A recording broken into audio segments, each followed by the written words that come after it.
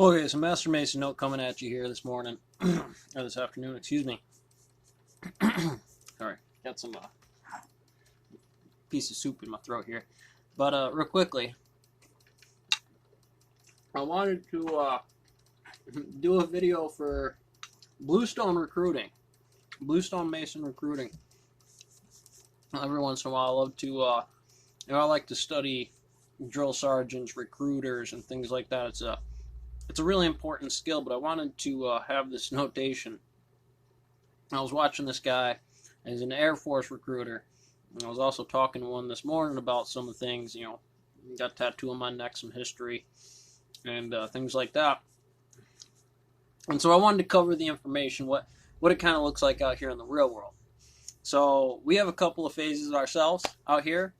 Firstly, application, interview, basic training, and initiation into junior mason, mason, and master mason.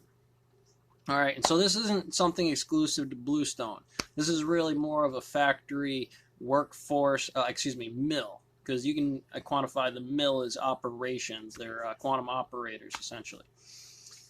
But around these parts, here in my sleepy little region out here are pretty rural. And so I wanted to go ahead and kind of cover the topic to a lot of 18-year-olds and what you might have to deal with in this world. So first things first, let's assume that you're straight green coming out of high school or something like that. Take time to apply what you learned in your application as a foresight into the work that you're about to do. So a lot of people have problems with this, and what I mean by that reference is think about any kind of technical things that you have. Obviously, a BOCES on your application or resume is going to be critically important.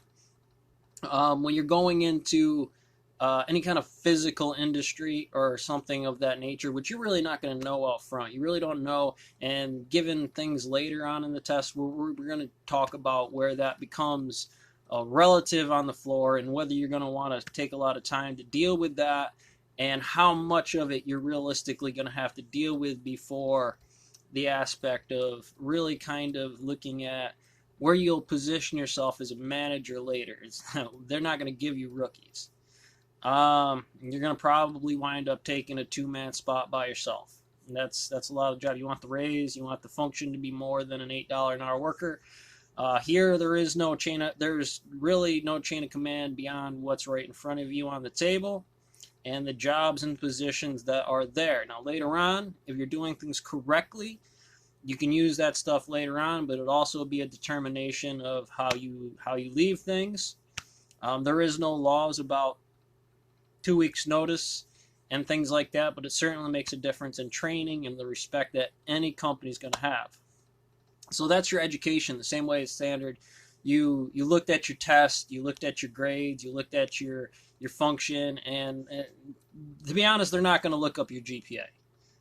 Certainly in this region, and given the functions, really what you learned in history isn't going to apply much in here, short of worker rights. Your 40 hours, your overtime into your breaks and things like that, because later on they come very important. You get things like people screwing around and what goes on to those things, and it comes work fraud cases and wage fraud and time fraud cases later on, depending on which side of the market you're living on. And that's going to reflect based on something that's parallel to an ASVAB. Now, in the stone mills, whether it be the saws or you're out in the field in the quarries and things like that, things kind of require certain timelines.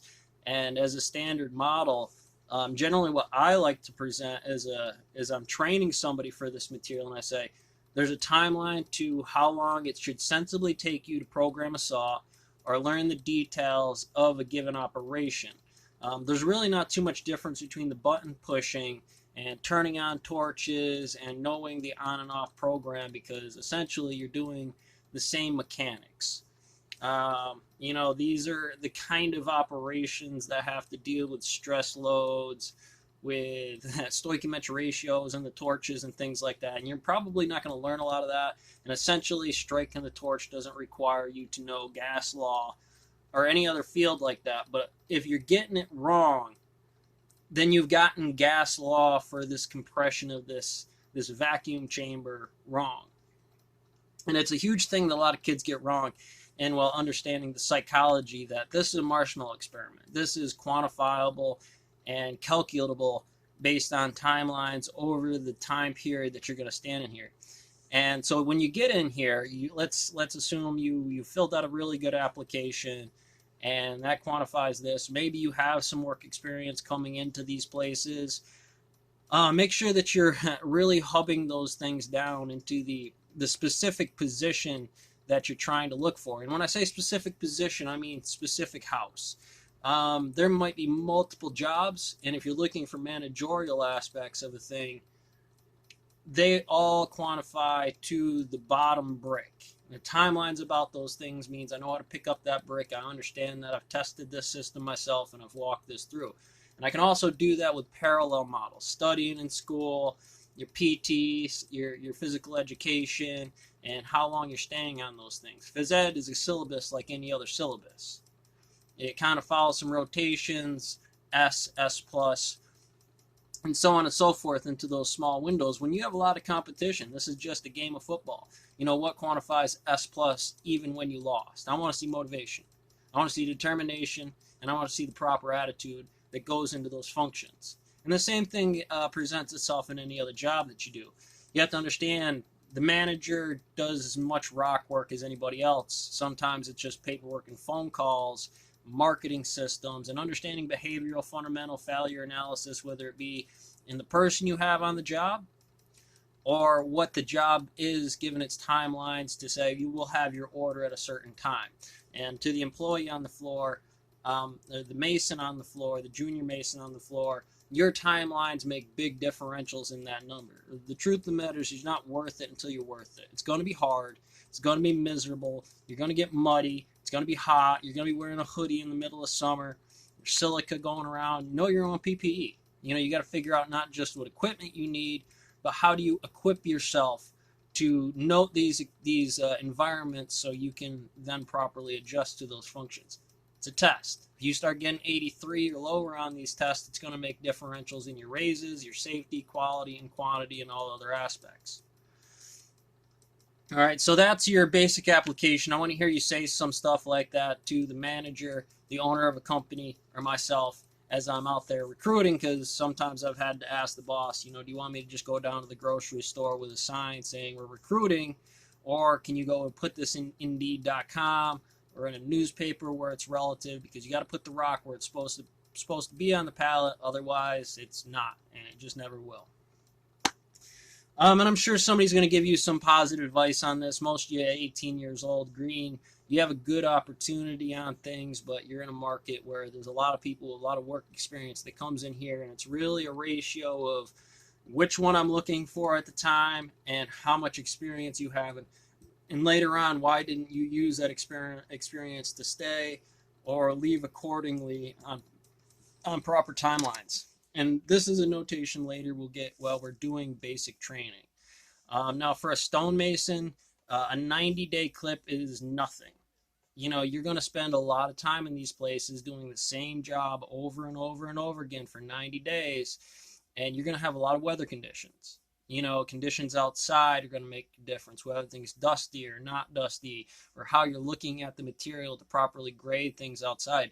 And these become skill sets that you'll develop and learn along the course.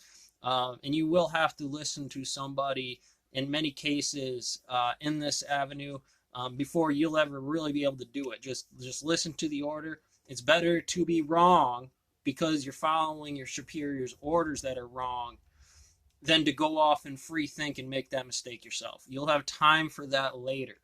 When you become a mason or a master mason later on, to be able to properly ratio that decision. Now, this is from a worldly experience, not just stonemasonry, but a lot of woodworking factories, CNC bases, and other faculties under that nation. It's a mason. It's just a box cornerstone kind of an aspect of what we deal with. So you're in there, you've been functioning, you've been working real hard, and you understand it. You know, most of the time after your 90 days, you might get $1. That's the truth of the matter. That's your promotion. It basically augments you into the middle ground. You're one of the Navi people at this point in time, given that company or something of that nature. And you take that dollar and you begin to reference, all right, so now that I know the material, how do I become worth those farther points later? They don't. Settle up. I wish I could give you more on that. A lot of times in these places and businesses, you'll be having to deal with 16-year vets that have the board locked. And realistically, unless you can find the matter inside of that company, firstly, somebody left for you to be here. We just don't cycle through. This is not something like, oh, where you're here for a certain contract for 4 years. Some people take this consideration in life without being able to be kicked out, but also internally in here. Somebody didn't do that job. Were you holding up to as good as they were doing and trying to perform better? When you're actually calculating your work, you want to start to begin to integrate skill sets inside of here. Remember, because we don't have the aspect on the higher end of needing it to be a military aspect, you have a luxury not to get hazard pay in situations of this nature, and you gain time on this. You gain a year or two to start going, oh, well, those are cut coefficients or bucket rotations, or a way to augment the situation in some way so it becomes more efficient. And given your pallet setups and situations like that, those are all great managerial skills that you'll take on later. All of which, if you don't know how to quantify those things, or if you don't have any physical proof to those things when you do leave, because you haven't been taking your notes, taking this stuff into your home life, because your hands are going to be muddy, you're going to be dirty and sweaty and going balls out 8, 10, 12 hours a day, that, even 6 days a week, usually a half day on Saturday, and you get Sundays off most often. Sometimes it's 3 shifts, working 7 days a week. That's the reality of business and some of these things, that it's, you want to make sure that you're capitalizing on those things to not let yourself get taken advantage of, but also make sure that you're not screwing yourself over by missing those opportunities for your cut coefficients if you're working saws, or again your bucket rotations and or shovel teams. Like, that takes a certain amount of time. You have to know that amount of time, because it's going to offset your schedule towards the end of the day operations, whether you're in major orders and situations where you have to make the call to a boss about why there's so much mess on the floor, and understand physics to correctly negotiate this timeline to say we have to sub all of this inverted information down to points and add it up to, let's process the maintenance rotation and the cleanups bi-weekly until this massive order is done. And while you're working small line orders that aren't quite as in demand at the moment, then you can go back to your 15-minute, 5 minutes in the morning and 10 minutes at the end of the day cleanups on these things. And once a week or whatever you do, go through and do the ditches and shovels and things like that. It doesn't sound like I'm negotiating any kind of time frames there, but again, you're not worth it until you're worth it. It's going to be incredibly hard out front. I've broken a lot of guys, come in on the first day and quit it first break. And, it's just one of those things, well, it's not worth the money. And it can be very easy and efficient, but you're going to constantly need to be getting this tractor force going. You're going to have to get a little bucked up and handle this stuff. You're going to have to learn to stand out in the snow on cold days. You're going to have to learn how to protect yourself from frostbite and heat exhaustion. And there's not going to be anybody training this to you. There might be somebody to watch you over the shoulder and make sure you just don't drop in the middle of the day and bash your face off the saws. But realistically, all they can really do is offer some advice to you, and as a free person in these situations, even potentially fire you because it is a safety risk and what have you. As you develop these skills later on, you'll start to become a mason in itself. You start to gauging beyond junior mason into a master mason. This is where things get technical in the fact of, do you want to stay here? Start making that decision in faculty now. You don't want to be into this 10 years down the line and say you made the wrong choice. I would rather you sensibly take a conversation, ask the boss what he thinks about you, how things are going. And again, this is roughly after that 90 days to 6 months inside of a year kind of game. And I can't make that determination. That's going to be you and how much you're screwing around. So we're going to do another note on this. You know what? We'll just keep it going. I'll break this video into 2 parts. So you've been there a year, 2 months, you busted your knuckles, you've done things, you want to encourage this, you want some promotion, right? You want some things. And the reality of the matter is as we go back to that prior information, did you do everything at the board? Is it something that's tangible, whether by virtue of what the company thinks about you or how you can present that information to then segue how that company presents you?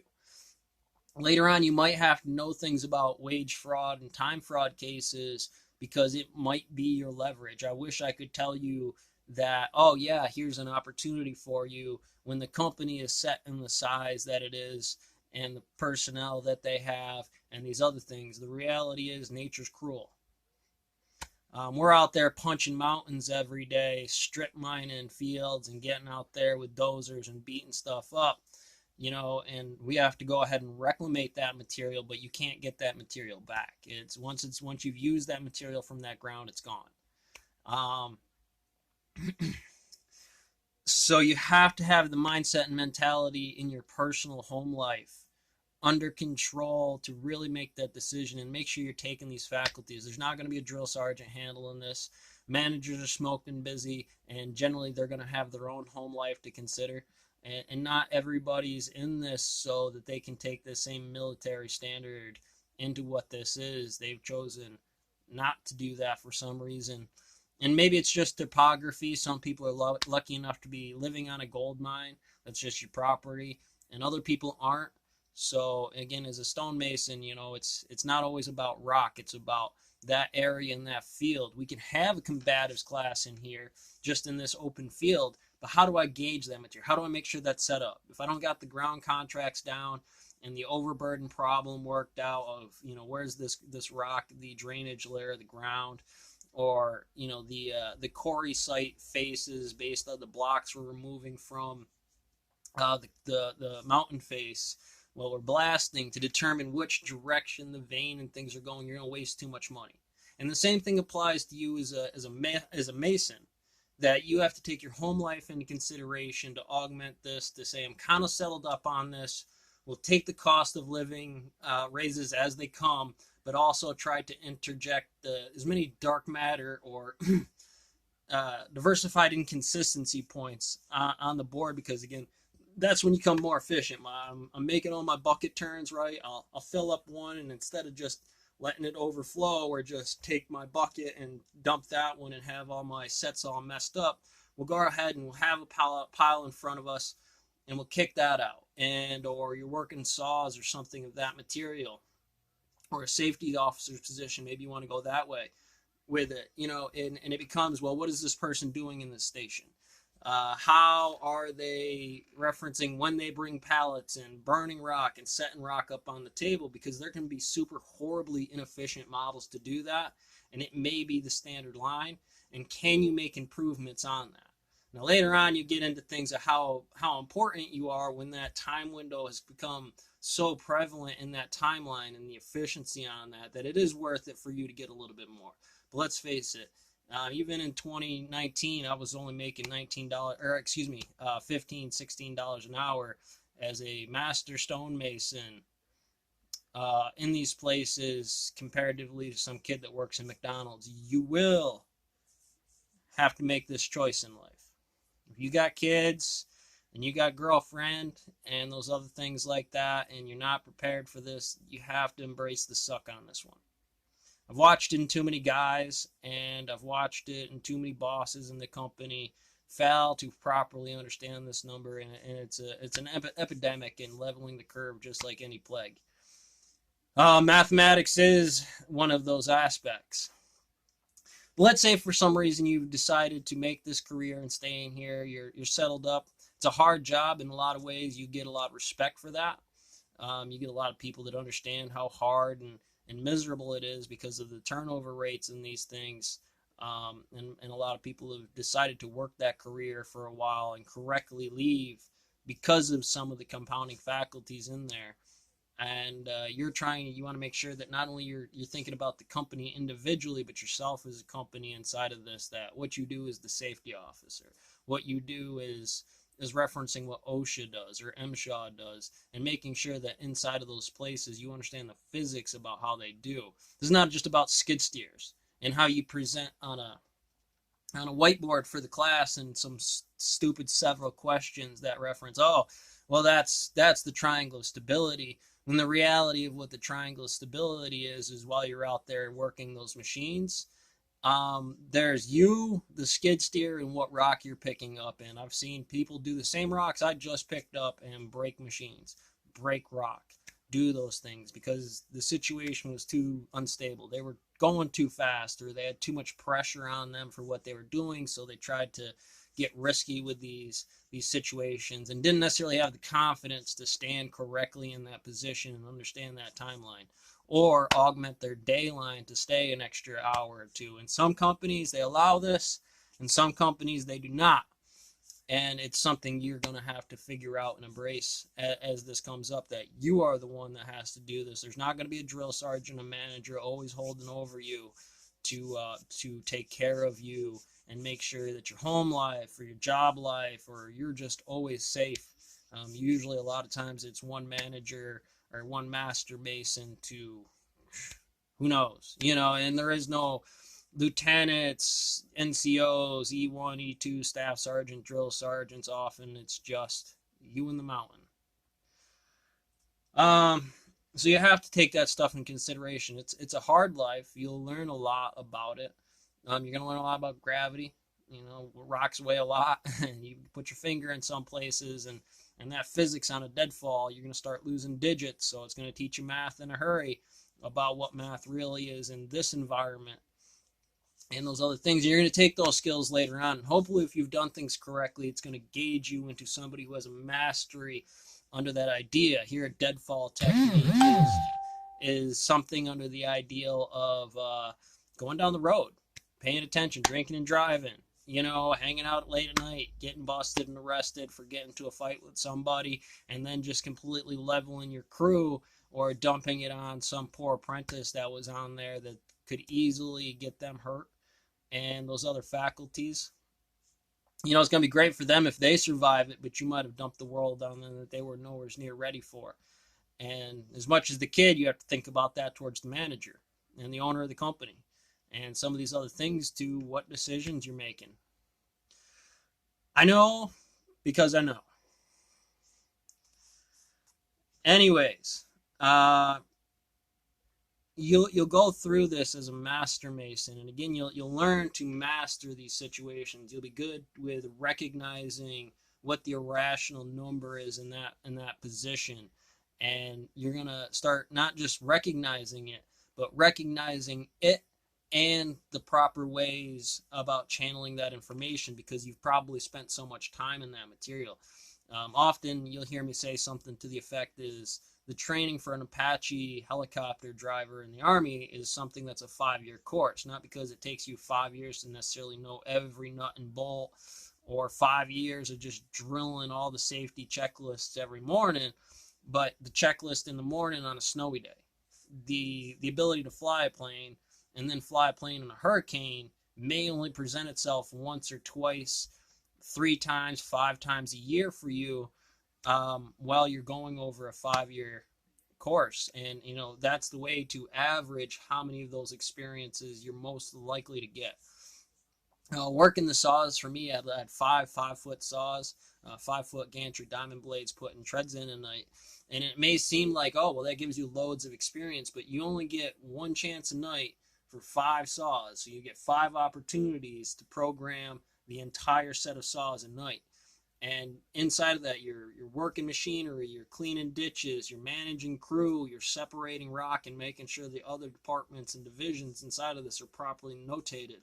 Sometimes emergencies happen. I've had guys had fiberglass shovels snap in their hand from working ditches and then just shoot right through their hand. And, what is your disaster plan? That's just something that really doesn't present itself. And even if you had some kind of drill on it, are you going to be able to handle that? You have to be mentally prepared for that. And it's going to test you and check it out of you on those floors. In those fields, I should say, because we're using mathematics and science, sociology, and referencing this as a marshmallow experiment. It's going to say in high pressure situations, this person is more apt. Does that come from the nurture or nature? Does that come from the studied practice or the actual nature of doing those things and being able to handle those events as they come up? Because saws break all the time, people get hurt, and the reality of how you go about adjusting that thing seems like they should be different, but they're really not. Of course, you want to try to right hand rule the human functions of this. We can always fix those machines later and adjust those things. But I've seen a lot of guys that it's just one of those things that we have to quantify for and make rules and practice training for. The realistic matter is, it's we're trying to help and better everybody because it's beneficial to us. So a lot of times, and depending on which variation of Mason Illuminati you're dealing with, there's a lot of reasons to say this has a demon on the gate effect, if you will. I'm going to take advantage of you.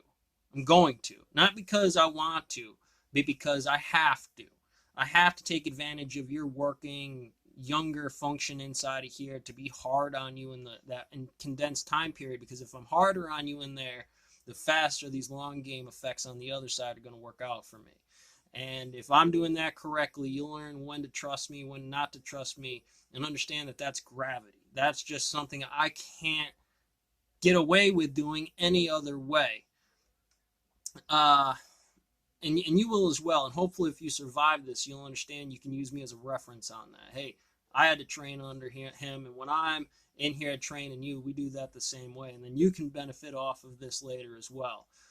Equally, if that situation ever presents itself, you can leverage that against me. Hey, brother, you know what this is.